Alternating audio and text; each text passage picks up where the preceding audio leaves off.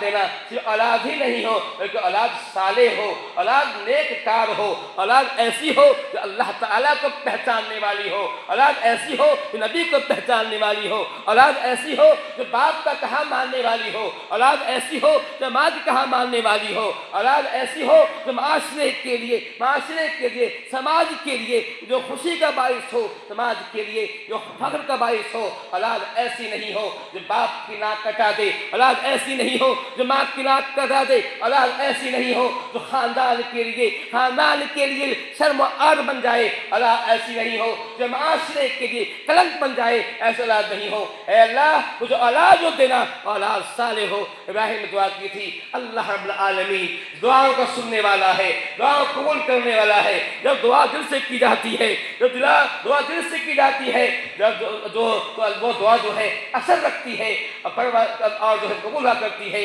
حضرت ابراہیم کی دعا اللہ نے قبول کیا تھا، بڑھاپے میں اولاد دی تھی۔ اللہ فرماتا ہے فبشرناہ بغلام حلیم، ہم نے ابراہیم کو بشارت دی کہ اے ابراہیم تمہیں ہم اولاد دیں گے۔ اولاد کیسے ہوگی؟ حلیم ہوگی، بردبار ہوگی، عقل مند ہوگی، زیرک ہوگی، دانشور ہوگی، وہ سمجھ بوجھ کی مالک ہوگی، باشعور اولاد ہوگی۔ اللہ نے ابراہیم سے کہا، ابراہیم کی اولاد اب جو ہے پیدا ہو جاتی ہے۔ ابراہیم اپنے بچے کو ایک بے آب و گیا زمین میں، سرزمین مکہ جہاں آبادی ہے، کل آبادی نہیں ہوا کرتی تھی، وہاں کوئی انسان نہیں بسا کرتا تھا۔ ابراہیم اپنے رخت جگر کو وہاں چھوڑ کر کے جو ہے مصر آ جاتے ہیں، وہاں آ جاتے ہیں۔ پھر جو ہے بچہ کچھ بڑا ہو جاتا ہے، ابراہیم خواب دیکھتے ہیں، اللہ خواب میں کہہ رہا ہے انی اری فی المنام انی اذبحک۔ اللہ تعالیٰ نے ابراہیم کو خواب میں دکھایا کہ اے ابراہیم تمہیں جو بچہ پیدا ہوا ہے، تمہیں جو بیٹا پیدا ہوا ہے، بڑی دعاؤں کے بعد پیدا ہوا ہے، بڑی آرزو کے بعد پیدا ہوا ہے، بڑی تمناؤں کے بعد پیدا ہوا ہے، تو نے بڑی دعائیں کی تھی، تیری بیوی نے دعا کی تھی، اللہ نے تجھے اولاد دی ہے۔ اے ابراہیم اب تمہیں آزمانا چاہتے ہیں کہ تمہیں اللہ سے زیادہ محبت ہے یا محبت نبی سے زیادہ محبت ہے، یا پھر تمہیں اپنے اللہ سے محبت ہے، آج تمہاری آزمائش ہو رہی ہے۔ اللہ کہہ رہا ہے کہ اے ابراہیم اپنے بیٹے کو، اپنے لخت جگر کو، نور عین کو، اپنے دل کے ٹکڑے کو، خریدے کے ٹکڑے کو میری رضا کے ذبح کر دو۔ اللہ کیجیے کتنا بڑا امتحان تھا، یہ پہلی مرتبہ ایسا ہوا تھا کہ کہا گیا ہو کہ اپنے لختے کو ذبح کر دو۔ چنانچہ اللہ کہتا ہے خواب میں ابراہیم، اس خواب کو ابراہیم ایک نہیں دو دن شاید 3 بار دیکھتے ہیں۔ روایت کے مطابق ابراہیم بھی اللہ کے نبی تھے، اللہ کے پیغمبر تھے، انہوں نے ثابت کرنا چاہا کہ اے اللہ تیری محبت کے مقابلے میں دنیا کی تمام محبت ہیچ ہے، تیری محبت کے مقابلے میں دنیا کی تمام محبت کمتر ہے، کوئی قیمت نہیں ہے۔ میں نے ثابت کرنا چاہا۔ ابراہیم اب وہاں سے آتے ہیں، اپنے رخت جگر سے ملتے ہیں، اپنے اکیلے میں۔ وہ نہیں چاہتے تھے ان کی بیوی کو معلوم ہو جائے، چونکہ عورت کا معاملہ الگ ہوتا ہے، عورت نہ ہوا کرتی ہے۔ عورت جس نے اپنے پیٹ کے اندر 9 ماہ رکھا تھا، اور جس نے اپنے پیٹ کے اندر 9 ماہ رکھا تھا، بڑی پریشانی جھیلی تھی، وہ کیسے آمادہ ہوگی کہ اپنے لگت کو قربان کرتے، کیسے تیار ہوگی؟ اس لیے ابراہیم نے چاہا کہ اسماعیل سے بات کی جائے۔ دان سے ابراہیم کہتے ہیں یا ابتی، اے میرے ہم کہتے ہیں یا بنیا انی اری فی المنام انی اذبحک، اے میرے بیٹے، اے میرے لخت جگر، انی اری فی المنام، میں نے خواب میں دیکھا ہے، انی اری فی المنام، میں نے خواب دیکھا ہے، انی اذبحک، میں تجھے ذبح کر رہا ہوں، فانظر ما تری، تو غور کر لے، تو دیکھ لے تیری کیا رائے ہے۔ اندازہ کیجیے ایک باپ بیٹے سے کہہ رہا ہے کہ وہ بیٹا اکلوتا بیٹا ہے، اس کے علاوہ کوئی بیٹا نہیں ہے، ایک ہی بیٹا ہے، بڑھاپے میں پیدا ہوا ہے۔ ابراہیم کہتے ہیں یا بنیا، اے میرے بیٹے، اے میرے لخت جگر، اے میرے جگر کے پارے، یہ حقیقت ہے مجھے تجھ سے پیار ہے، حقیقت ہے مجھے تجھ سے پیار ہے، تجھے مجھ سے پیار ہے، یہ حقیقت ہے کہ تم میرے بڑھاپے کا باعث بننے والا تھا، لاڈی بننے والا تھا، لیکن میں کیا کروں؟ اللہ کا حکم ہے، جس اللہ نے دیا ہے اس کا حکم ہے۔ اللہ مجھ سے کہہ رہا ہے کہ یا ابتی فانظر، یا ابتی انی اذبحک، میں تجھے ذبح کر رہا ہوں، بتا تیری کیا رائے ہے۔ بیٹا بھی اسماعیل جیسا ہے، بیٹا بھی ابراہیم کا ہے، لائیے ایسے بیٹے ڈھونڈ کے۔ کیا آج ایسے بیٹے ہیں ہمارے سماج میں؟ کیا ایسی اولاد ہے جو کہہ سکتی ہے یا ابتی اے میرے ابو جو حکم ہے کیجئے، جو اللہ نے حکم دیا ہے کیجئے؟ آج ڈھونڈیے ایسے بچوں کو۔ کون ایسا بچہ ہے جو کہہ سکتا ہے کہ اے اللہ تیرے ذات کے لیے ہم بچے تیار ہیں، اپنی جان دینے کو تیار ہیں، ہم اپنے ذبح ہونے تیار ہیں؟ لائیے ایسے بیٹوں کو، ڈھونڈ کے دیکھیے، نہیں ملے گی ایسا اولاد۔ آج کی اولاد ایسی ہے جو باپ کی ایک بات نہیں مانتی، شاید 100 میں سے ایک بات مانتی ہو۔ یہ معاملہ ہے، باپ کہتا ہے کہ میرے بیٹے فلاں جگہ مت جاؤ، فلاں کے ساتھ مت رہو، فلاں زون مت بیٹھو، لیکن کون مانتا ہے؟ باپ کہتا ہے اے میرے بیٹے بال چھوٹے رکھو، کون مانتا ہے؟ باپ کہتا ہے میرے بیٹے اسکول جاؤ، وقت کی پڑھائی کرو، کون مانتا ہے؟ کون مانتا ہے؟ باپ کہتا ہے یہ کیا کر رہے ہو، موبائل کی وجہ پر بات کر رہے ہو، وقت موبائل بند کرو، کون مانتا ہے؟ باپ کہتا ہے اے میرے بیٹے دنیا سو رہی ہے، رات بھر لوگ سو رہے ہیں، تم کیا کر رہے ہو موبائل میں؟ کیا میچ دیکھ رہے ہو؟ میچ دیکھتے بھی ہو، چلاتے بھی ہو، ہائے بائے کرتے ہو، ہنگامہ کرتے ہو، پٹاخے پھوڑتے ہو، آتش بازی کرتے، جو کر رہے ہو، کون مانتا ہے؟ نہیں مانتا ہے۔ ایک وہ بھی اولاد تھی، وہی بیٹا تھا، باپ نے زیادہ لمبی چوڑی بات نہیں کی، اتنا کہا کہ اے میرے بیٹے میں نے خواب میں دیکھا ہے اللہ مجھے کہہ رہا ہے کہ اپنے بیٹے ذبح کر دو، ظلم ترا دیکھ لے کہ رائے کیا ہے۔ رائے پوچھتے ہیں تمہاری کیا رائے ہے، تمہارا کیا خیال اس تعلق سے، کیا تم میں تیار ہو؟ یا ابت افعل ما تؤمر، اولاد اچھی ہو یقیناً ماں باپ کا دل شاد ہوا کرتا ہے، خوشی سے باغ ہوا کرتا ہے۔ اگر اولاد ہو، اولاد نافرمان ہو، اولاد ان اوبیڈینٹ ہو، ماں باپ کی بات نہیں مانتا ہو، نافرمان ہو، ایسے کام کرتا ہو جس سے ماں باپ کی عزت و آبرو پر حرف پڑتے ہو، خاندان کی عزت و آبرو پر حرف پڑتے ہو، تو یقیناً تکلیف باپ کو ہوا کرتی ہے، تکلیف ماں کو ہوتی ہے، سماج کو ہوتی ہے، بڑوں کو ہوتی ہے۔ تو میں کہہ رہا تھا، بیٹے نے کہا یا ابت افعل ما تؤمر، اے میرے ابو جو آپ کو حکم ہوا ہے اس کا گزریے، سب انشاءاللہ من الصابرین، ان قریب آپ مصابر پائیں گے، صبر کرنا پائیں گے، میں انشاءاللہ صبر کروں گا، آپ مجھے ذبح کیجئے، آرام سے پڑھوں گا، آپ مجھے چھری پھیریں گے، تکلیف ہوگی، برداشت کروں گا، اللہ کے ذات کیجئے۔ اللہ تعالیٰ نے اس کو بہت اچھے نام نقل کیا ہے۔ ابراہیم تیار ہو گئے، بیٹا بھی تیار ہو گیا، اب ابراہیم نے چاہا اپنے بیٹے کو ذبح کرے، گھر سے چھری لیا، رسی بھی لی، کپڑے بھی لیے، آگے بڑھے۔ ادھر شیطان ابراہیم کے پاس بھی ایک بار آتا ہے، کہتا ہے اے ابراہیم یہ کیا عقل مندی آپ کی ہے، بیٹا آپ کو ایک ہی ہے، بڑھاپے ملا ہے، ذبح کر رہے ہیں، بیٹا کو ذبح کر رہے ہیں، کوئی عقل مندی کی بات نہیں ہے، کچھ اور ذبح کر دیجئے، گائے ذبح کیجئے، بکری ذبح کیجئے، کیا تعلق کیا ہے؟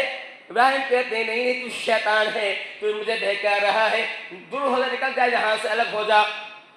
شیطان کی وہاں نہیں چلتی، شیطان آگے بڑھتا ہے، ابراہیم کے بیٹے اسماعیل کے پاس آتا ہے، اے اسماعیل تجھے پتا ہے تیرا باپ تجھے ذبح کرنے جا رہا ہے؟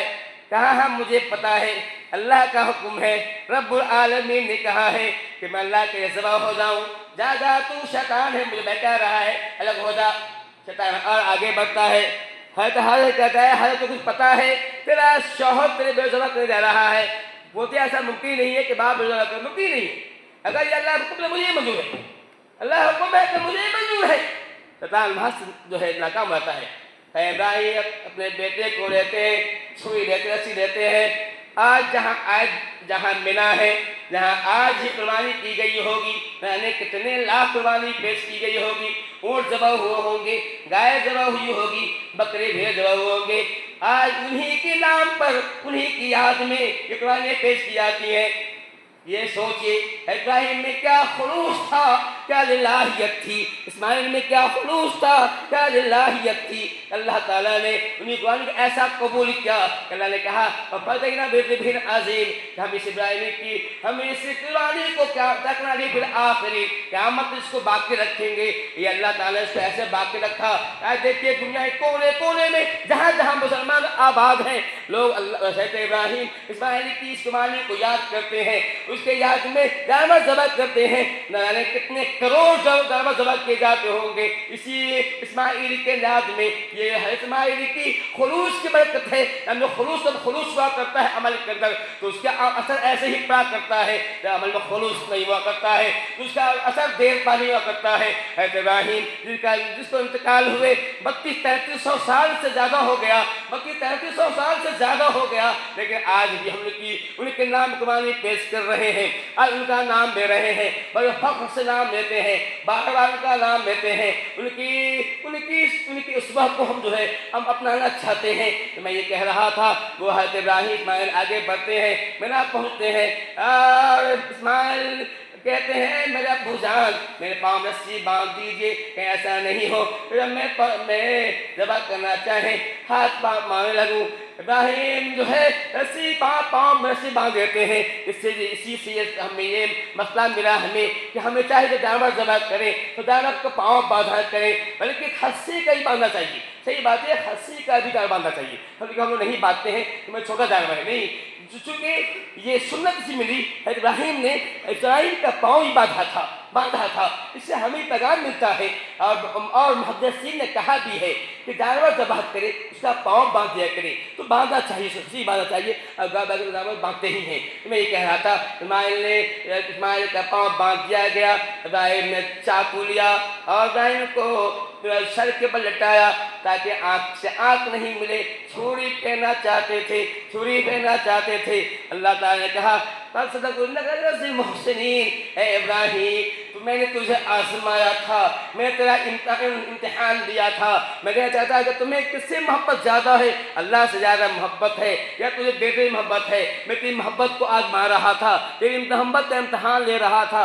یہ ثابت ہو چکا ہے کہ تیری محبت مجھ سے زیادہ ہے، بیٹے کے مقابلے میں مجھ سے زیادہ محبت ہے۔ میں نے پہچان لیا، میں نے جان لیا، مجھے تیرے بیٹے کی جان لینے کی مجھے نوبت نہیں تھی، مجھے عزیز نہیں تھا، بس امتحان لے رہا تھا۔ اے ابراہیم امتحان میں کامیاب ہو گیا، پاس ہو گیا، اس لیے اے ابراہیم بیٹے ذبح مت کرو۔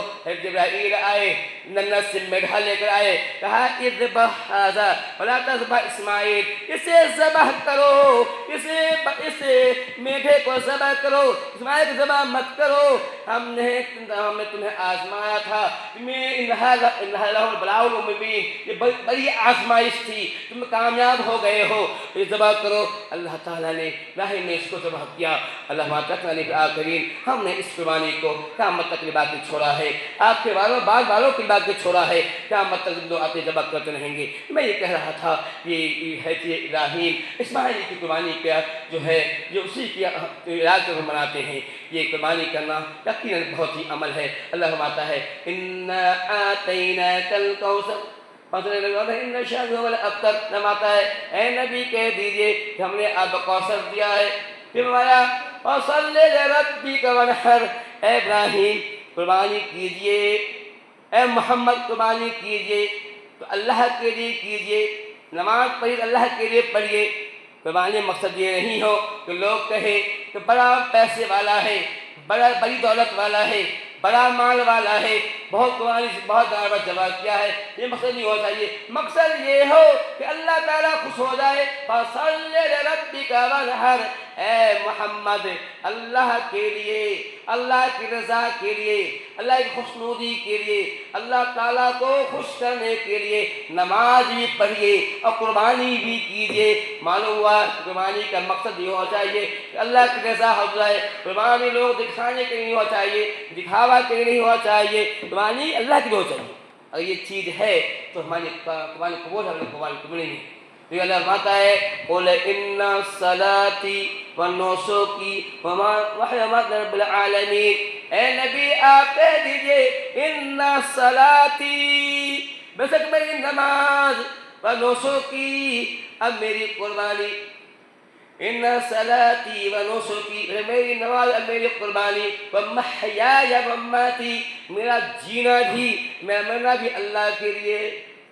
ہم جو کچھ کر رہے ہیں صبح سے شام تک اللہ کے لیے ہونا چاہیے۔ یہ آیت ہمیں پیغام دے رہی ہے، محیایا، میری زندگی، وہ زندگی جب سے ہم بالغ ہوئے ہیں، بالغ ہونے سے موت تک جو بھی کرتے ہیں، محیایا، میری زندگی اللہ کو ہونا چاہیے۔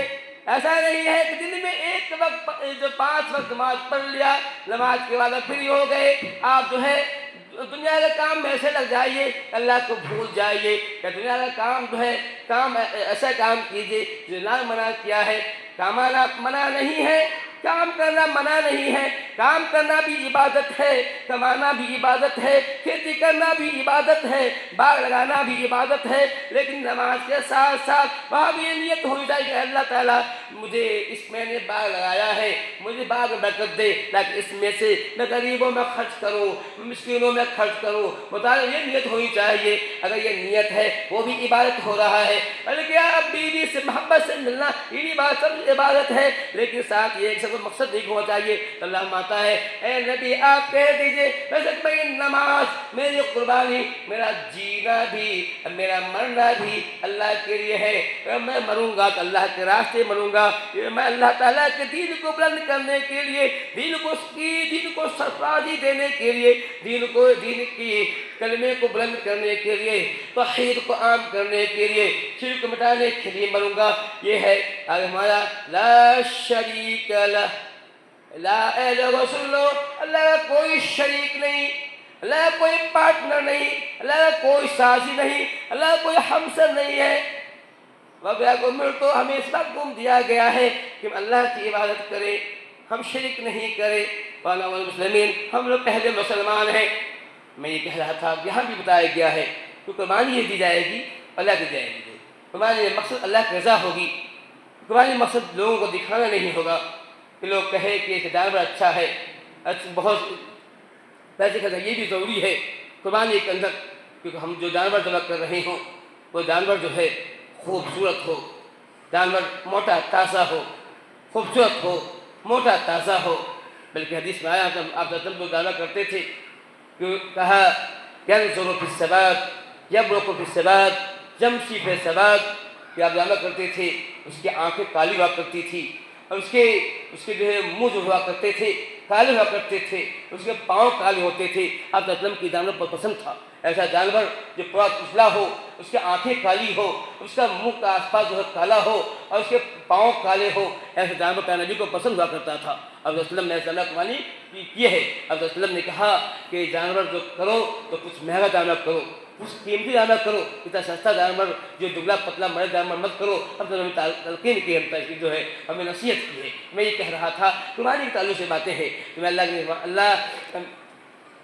یہ کہہ رہا تھا کہ قربانی کے لیے ضروری ہے کہ ہم اس بات کی کوشش کریں کہ ایسے دعویٰ تلاش کریں جو اچھا ہو۔ قربانی کرنا لگواتے ہیں کہ من بعد ساعة ان يزاحل ولم يزاحل ولا جهل مسلمہ، جس کو طاقت ہو، قربانی کرنے کی طاقت ہے، قربانی کرنے کا اس کے پاس مال ہے، اور قربانی کرتا لگواتے ہیں کہ وہ ہمارے عیدگاہ نہ آئے، وہ عیدگاہ نہیں آئے۔ جو قربانی کی طاقت ہے پھر وہ قربانی نہیں کر رہا ہے، ایسا آدمی عیدگاہ نہ آئے۔ یہ سال میں ایک بار آتا ہے، قربانی سال بھر ایک بار آتی ہے۔ ہو سکتا ہے اب اس وقت آپ کو پیسے نہیں ہوں تو آپ لے دے کر سکتے ہیں، جواز اس کا ہے، جواز ہے، امید آپ کو پیسے آتے رہیں گے، آ جائیں گے تو کر سکتے ہیں۔ لیکن بھئی اللہ تعالیٰ نے دیا کرنا چاہیے، ہمیں اس بات کی کوئی سہن کرنا چاہیے کیونکہ اس کے بڑے ثواب ہے۔ اللہ نے جو پوچھا کیا تھا کہ ما هي الأضحى، قربانی کیا ہے، اور ما تھا لكل شاة حسنة، کہ ہر بال کے برابر نیکی ہے، ہر بال کے برابر نیکی ملتی ہے، جتنے بال اس کو ہوتے ہیں نیکی ملتی ہے۔ تو قربانی ہمیں کرنا چاہیے، اب قربانی کرنا ضروری ہے کہ نیت کا خلوص ہو۔ اللہ ماتا ہے لَن يَنَالَ اللَّهَ لُحُومُهَا وَلَا دِمَاؤُهَا وَلَكِنَّ تَقْوَى مِنكُمْ، کہ تم جو قربانی کرتے ہو اللہ کے پاس نہ خون پہنچتا ہے نہ اس کو گوشت پہنچتا ہے۔ قربانی کرتے ہو اللہ تعالیٰ کو نہ اس کو خون پہنچتا ہے نہ اس کا گوشت پہنچتا ہے، تمہارا تقویٰ پہنچتا ہے۔ تم قربانی کیسے کر رہے ہو، تمہاری نیت کیسی ہے، تمہارے دل میں کتنا خلوص ہے، وہ پہنچتا ہے۔ قربانی کا گوشت اللہ کو نہیں پہنچتا، تمہاری نیت پہنچتی ہے۔ اور دوسری حدیث میں اللہ فرماتے ہیں، اللہ کریم فرماتے ہیں ان اللہ لا ينظر الى اجسامکم ولا الى صورکم ولكن ينظر الى قلوبکم واعمالکم، رواہ ابو داؤد۔ اللہ فرماتے ہیں کہ اللہ فرماتے ہیں کہ بے شک اللہ تعالیٰ تمہارے چہرے کو نہیں دیکھتا ہے، تمہارے جسم کو نہیں دیکھتا ہے، تمہارا جسم کیسا ہے، کالے ہو، گورے ہو، موٹے ہو، نہیں دیکھتا ہے۔ تمہارا اللہ عمل دیکھتا ہے، تمہارا عمل کیسا ہے، تمہارا دل کیسا، دل دیکھتا ہے تو دل کیسا ہے، دل تمہارا صاف ہے کہ نہیں، دل میں قدوت تو نہیں ہے، دل گندا تو نہیں ہے، دل دیکھتا ہے۔ اللہ تعالیٰ تمہاری شکل نہیں دیکھتا ہے، اللہ کو تمہاری شکل سے مطلب نہیں ہے، اللہ کو تمہارے عمل سے، تمہارے دل سے مطلب ہے۔ تمہارے دل میں تقویٰ ہے کہ نہیں، تم متقی ہو کہ نہیں، پاسا ہو کہ نہیں، اللہ تمہاری کرتے کو کرتی ہو، جو بھی عمل کرتے ہو وہ دیکھتا ہے۔ اور کہا حدیث اللہ فرماتے ہیں، اللہ کے فرماتے ہیں یا ایھا الناس، اے لوگو قربانی کیا کرو، اے لوگو تم میں سے ہر ایک پر سال میں ایک مرتبہ قربانی کرنا ہے، سال میں ایک مرتبہ قربانی کیا کرو۔ تو کہنے کا مطلب یہ ہے کہ قربانی کرنا ہمارے نبی کی سنت ہے۔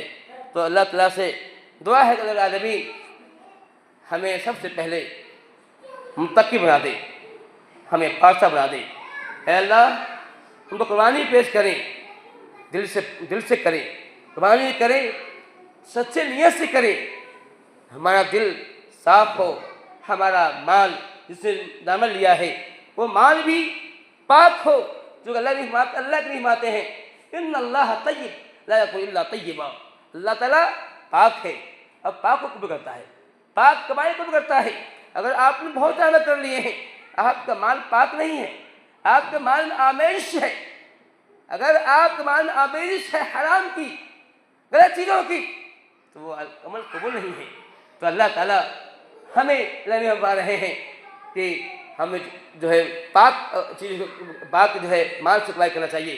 اللہ تعالیٰ ہمیں توفیق دے، اے اللہ ہمیں توفیق دے کہ قربانی جو ہم کر رہے ہیں سچے دل سے کریں، صحیح نیت سے کریں، اللہ کے لیے کریں۔ اے اللہ ہمارے بچوں کو ہدایت دے، ہمارے بچوں کو سمجھ دے۔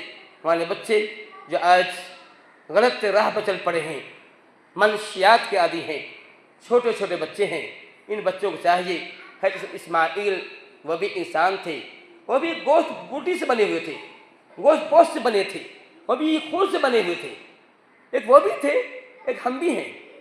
سوچئے ہم میں ان میں کیا فرق ہے، کتنا فرق ہے؟ کیا ہمارے لیے حضرت اسماعیل نمونہ نہیں ہے؟ اللہ نے قرآن میں کہا ہے کہ تمہارے لیے ابراہیم کی زندگی میں نمونہ ہے، ابراہیم ان کی اولاد ہیں، کیا نمونہ نہیں ہے؟ کیا ہمارے لیے اسوہ نہیں ہے اسماعیل؟ کیا محمد صلی اللہ علیہ وسلم بچپن سے آپ صلی اللہ علیہ وسلم اس معاشرے میں رہے ہیں جو معاشرہ شرکیات سے بھرا ہوا تھا، یا حرام خوری عام تھی، سود عام تھا، اب اس ماحول میں پڑنے کے باوجود کبھی ان چیزوں میں، ان حرام کاروں سے، حرام کاری میں ملوث نہیں ہوئے؟ کیا ہمارے بچوں کے لیے نمونہ نہیں ہے؟ حضرت علی چھوٹے بچے تھے، معمولی بچے تھے، اس کے باوجود، چھوٹے کے ہونے کے باوجود انہوں نے چھوٹ پنے سے ہی اسلام کی جو خدمت کی ہے، اسلام کی جو خدمت کی ہے وہ محتاج بیان نہیں ہے۔ حضرت مصعب بن عمیر بڑے باپ کے بیٹے ہیں، بڑے لاڈلے تھے، بڑے امیر باپ کے بیٹے تھے، لیکن جب اسلام لائے انہوں نے پوجنگی کو، زیادہ عمر نہیں تھی، چھوٹی عمر تھی، پوجنے کو اسلام کے لیے وقف کر دیا، اسلام کے لیے وقف کر دیا، اور وہ مکمل طور سے داعی بن گئے۔ لیکن سب سے پہلے داعی جو کو آپ صلی اللہ علیہ وسلم نے باہر بھیجا تھا مصعب بن عمیر تھے، مدینہ بھیجا تھا، ان کے ہاتھ پر مدینہ کے بڑے بڑے سردار سعد بن معاذ، سعد بن عبادہ اور کئی لوگ جو ہے بڑے سردار ہوا کرتے تھے، وہ اسلام لائے تھے۔ میں یہ کہہ رہا تھا ان چیزوں میں ہمارے بچوں کے لیے، ہمارے نونہالوں کے لیے آپ جو ہے اس امت کے آپ جو ہے ناؤ کھینے والے ہیں، آپ جو ہے اس امت کے آپ جو ہیں، اگر آپ اچھے بنیں گے ہماری امت اچھی بنے گی، اگر آپ بنیں گے امت پر اثر پڑے گا۔ اس لیے اے میرے نوجوانوں، اپنے اخلاق کو درست کرو، صحیح کرو، اپنے آداب کو درست کرو، غیر غیر ضروری کام ہے یا ایسا کام جس سے ہمارے سماج کے اندر، ہمارے معاشرے کے اندر، ہمارے گھر کے لوگوں کی نام خراب ہوتا ہے، ایسے کام سے بچو، اپنی عزت و آبرو کی حفاظت کرو، اپنے دل کو صاف کرو، دل کو پاک کرو، منشیات سے اپنے آپ کو بچاؤ. یہ منشیات جان لیوا ہے، دنیاوی اعتبار سے بھی، اخروی اعتبار دونوں طرح ہے. دنیاوی اعتبار سے تمہاری صحت خراب ہوگی، بیماری کو ملوث بیماری کا تم شکار ہوگے، اور مرنے کے بعد بھی یہ منشیات کی وجہ سے تمہیں جہنم کے اندر بننا پڑے گا. اللہ تعالیٰ دعا کرتا ہمیں جو ہے اللہ تعالیٰ جو کوئی بات کہی گئی ہے ٹوٹے پھوٹے الفاظ میں جو کوئی والے اللہ تعالیٰ ہمیں پکا سے مان لے. اللہ تعالیٰ ہم کل قربانی پیش کرنے جا رہے ہیں کوئی والے آخر العالمین.